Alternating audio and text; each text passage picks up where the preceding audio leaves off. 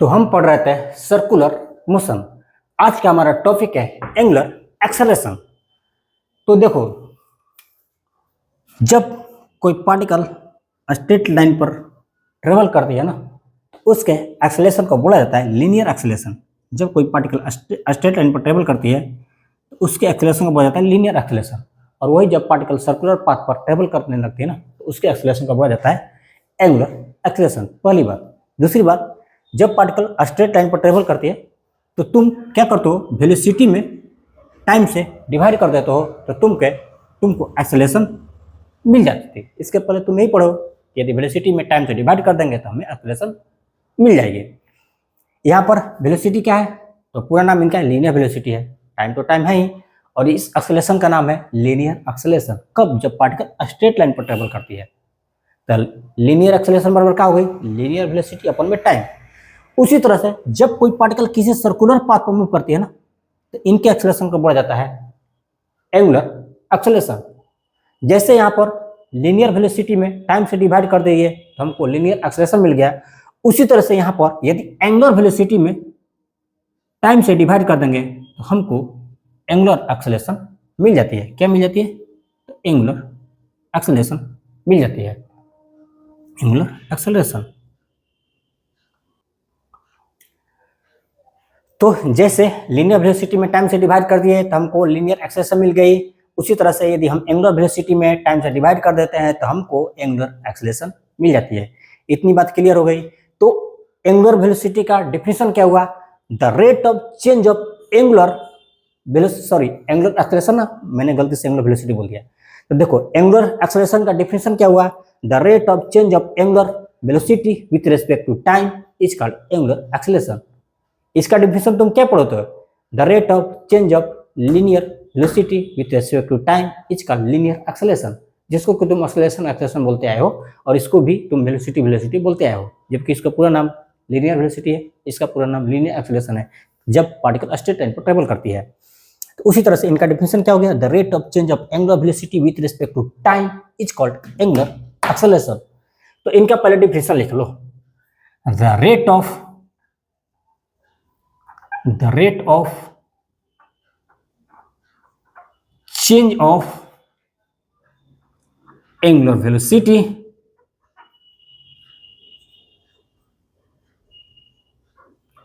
with respect to time is called angular acceleration. Angular acceleration. तो angular acceleration का यदि बात करें मैथमेटिकल फार्मूला की ना, तो हम लिखेंगे एंगुलर एक्सेलरेशन। ये क्या लिखा हुआ है? Angular acceleration is equal to हम लिखेंगे change in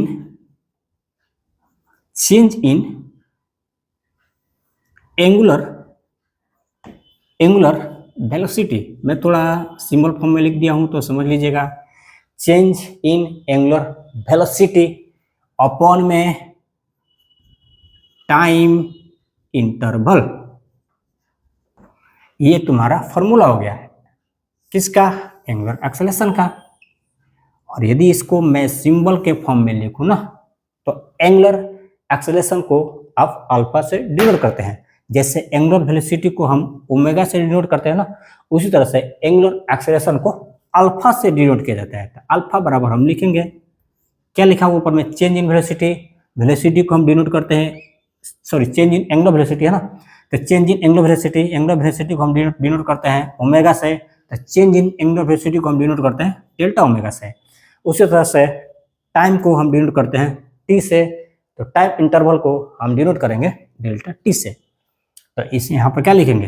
delta omega upon में डेल्टा टी। ये आपका सिंबल फॉर्म में हो गया। यहाँ पर अल्फा क्या है?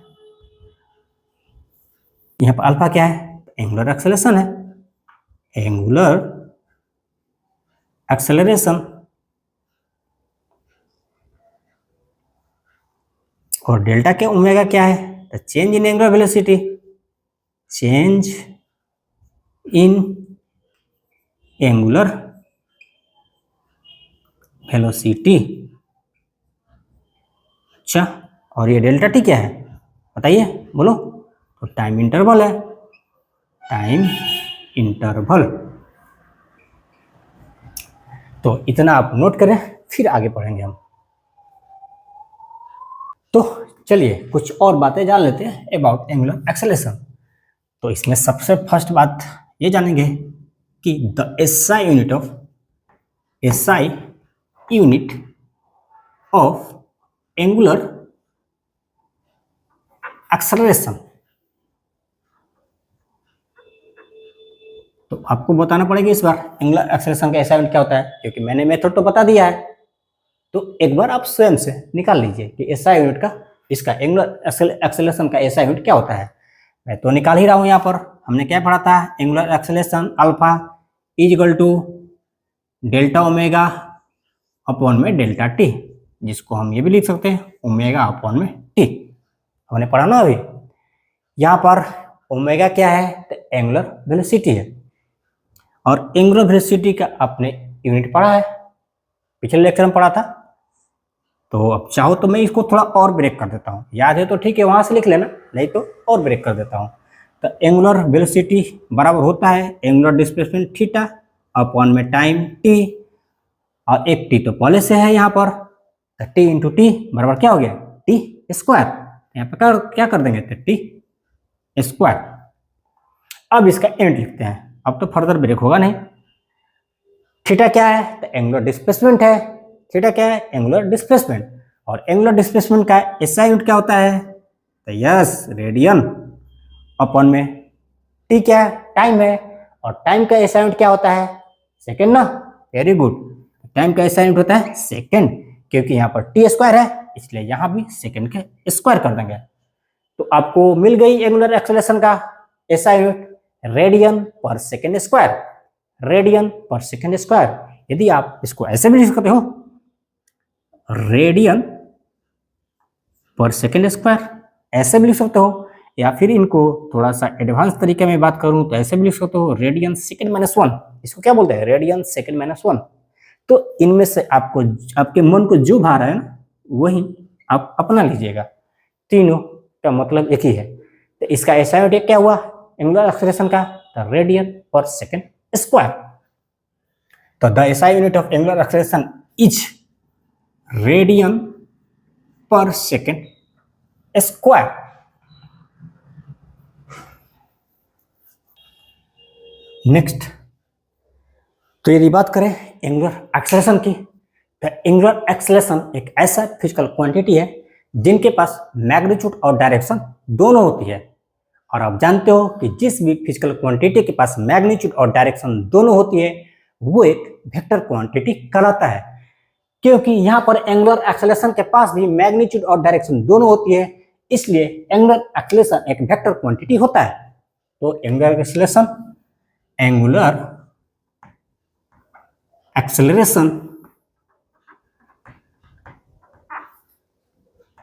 Is a vector quantity. ये भी पता चल गया। नेक्स्ट, जब ये वेक्टर क्वांटिटी है तो इनके पास मैग्नीट्यूड और डायरेक्शन दोनों होगा, अभी हमने तो बोला ही। तो जो आपने फॉर्मूला ये निकाला था ना, alpha is equal to delta omega upon में डेल्टा टी, ये तो लिखा था। तो इस फॉर्मूले से ना आप एंगुलर एक्सेलरेशन का मैग्नीट्यूड फाइंड करेंगे। यहां से आप क्या करेंगे, एंगुलर एक्सेलरेशन का मैग्नीट्यूड फाइंड करते हो। यहां से डायरेक्शन आपको मिलेगी नहीं, आप इसको सॉल्व करते रह जाओगे, नहीं मिलेगी डायरेक्शन, ये मैग्नीट्यूड देता है ना। तो यहां से तो मैग्नीट्यूड मिल गई, व्हाट अबाउट डायरेक्शन, उनकी डायरेक्शन क्या। तो देखो डायरेक्शन क्या होता है, जो एंगुलर एक्सेलरेशन का डायरेक्शन होता है ना, वो उस प्लेन के परपेंडिकुलर होता है जिस प्लेन में पार्टिकल रोटेट करता है। तो मान लो ये है कोई एक्सिस ऑफ रोटेशन, और ये एक्सिस ऑफ रोटेशन इस तरह से है, और कोई जो पार्टिकल है इस तरह से किसी सर्कुलर पाथ पर हॉरिजॉन्टल प्लेन में रोटेट कर रही है। एक पार्टिकल हॉरिजॉन्टल प्लेन में इस एक्सिस के अलोंग इस सर्कुलर पाथ पर रोटेट कर रही है, तो उस पार्टिकल के एंगुलर एक्सेलरेशन का जो डायरेक्शन होगी ना वो उस प्लेन के परपेंडिकुलर होती है जिस प्लेन में पार्टिकल रोटेट कर रही है। यहाँ पर पार्टिकल हॉरिजॉन्टल प्लेन में रोटेट कर रही है, तो वहाँ यहाँ पर पार्टिकल के जो एंगुलर एक्सेलरेशन का डायरेक्शन होगी ना वो होगी इस प्लेन के परपेंडिकुलर, या तो डाउनवर्ड या तो फिर upward along the axis of rotation, या तो डाउनवर्ड या फिर upward along the axis of rotation. और मान लो कोई पार्टिकल है, यह है एक्सिस ऑफ रोटेशन, कोई पार्टिकल इस एक्सिस के अलोंग इस तरह से वर्टिकल प्लेन में एक सर्कुलर पाथ पर रोटेट कर रही है, वर्टिकल प्लेन में एक सर्कुलर पाथ पर रोटेट कर रही है, तो यहाँ पर एंगुलर एक्सेलरेशन का जो डायरेक्शन होगा ना वो इस वर्टिकल प्लेन के परपेंडिकुलर होगा, या तो फिर इधर होगा या फिर इधर होगा along the axis of rotation, या तो फिर इधर होगा या फिर इधर होगा, क्योंकि इसी वर्टिकल प्लेन में पार्टिकल रोटेट कर रही है ना, वर्टिकल प्लेन में पार्टिकल रोटेट कर रही है, तो यहाँ पर एंगुलर एक्सेलरेशन का जो डायरेक्शन होगी ना वो इस प्लेन के वर्टिकल प्लेन के परपेंडिकुलर होगा, या तो फिर इधर या फिर इधर along the axis of rotation. तो मेरे ख्याल से आपको विजुअलाइज हो चुका होगा, थोड़ा सा और ध्यान से देखिएगा, समझ में आ जाएगी। तो when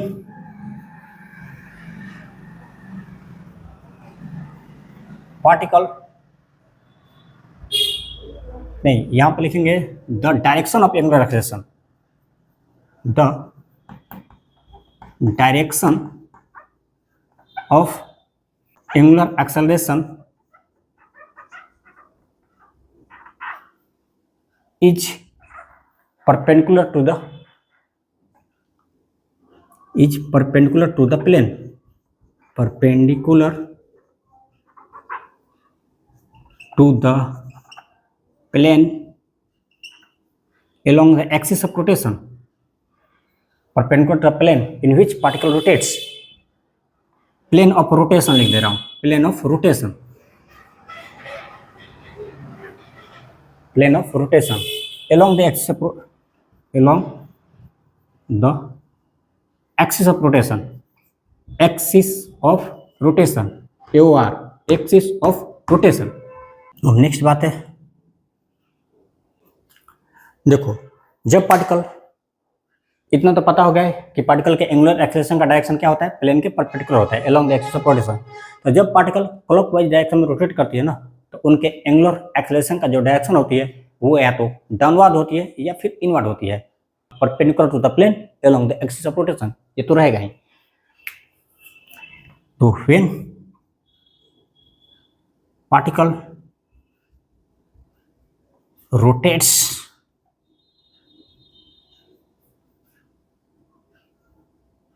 along clockwise direction,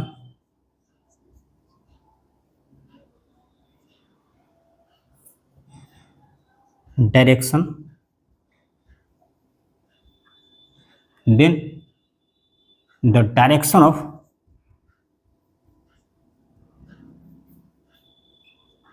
angular acceleration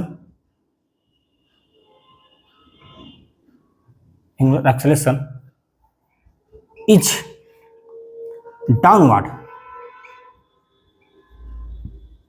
downward या फिर inward.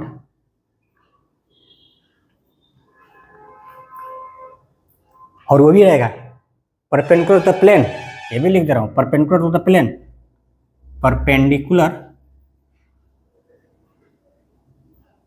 To the plane, perpendicular to the plane along the axis of rotation, along axis of rotation। अब मैं आपको समझा दे रहा हूं, मान लो ये एक्सिस ऑफ रोटेशन है और कोई पार्टिकल क्लॉकवाइज डायरेक्शन में रोटेट कर रही है इन हॉरिजॉन्टल प्लेन, तो इनका एंगुलर एक्सेलरेशन का जो डायरेक्शन होगी ना वो किधर होगी, डाउनवर्ड होगी, ठीक है, डाउनवर्ड होगी। और एक्सिस ऑफ रोटेशन ऐसे है यदि, और पार्टिकल क्लॉकवाइज डायरेक्शन में रोटेट कर रही है तो उनके एंगुलर एक्सेलरेशन का जो डायरेक्शन होगी ना वो इनवर्ड होगी। तो डिपेंड करता है कि एक्सिस ऑफ रोटेशन कैसे है, ऐसे तो डाउनवर्ड, इस तरह से तो इनवर्ड, यही लिखा गया है डाउनवर्ड या फिर इनवर्ड। और जब पार्टिकल क्लॉकवाइज डायरेक्शन में रोटेट करती है, सॉरी क्लॉकवाइज तो हो गया, एंटी क्लॉकवाइज डायरेक्शन में रोटेट करती है, तो जब पार्टिकल एंटी क्लॉकवाइज डायरेक्शन में रोटेट करती है ना तो उनके एंगुलर एक्सेलरेशन का जो डायरेक्शन होगी यहाँ पर डाउनवर्ड लिखा हुआ है ना, तो उसका उल्टा कर देना अपवर्ड। यहाँ पर इनवर्ड लिखा हुआ है ना, इसका उल्टा कर देना आउटवर्ड। कब? जब पार्टिकल एंटी क्लॉकवाइज डायरेक्शन में रोटेट करेगी। तो यहाँ भी लिख दे रहा हूँ मैं, when a particle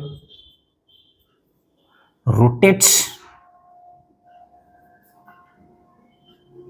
along anti-clockwise direction,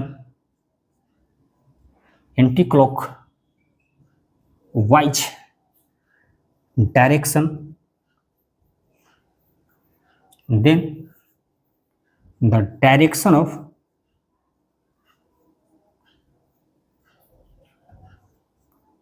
angular acceleration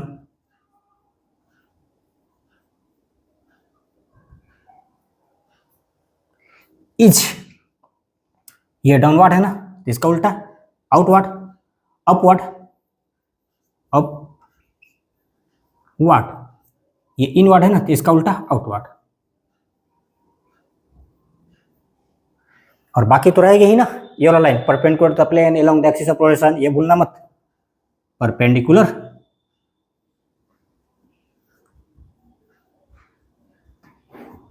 to the plane along the axis of rotation। तो आपको इनकी डायरेक्शन पता चल गई एंगुलर एक्सेलेरेशन की। तो आज का अपना लेक्चर यही तक रहेगा। अब मिलेंगे हम नेक्स्ट लेक्चर में। Wish you all the best.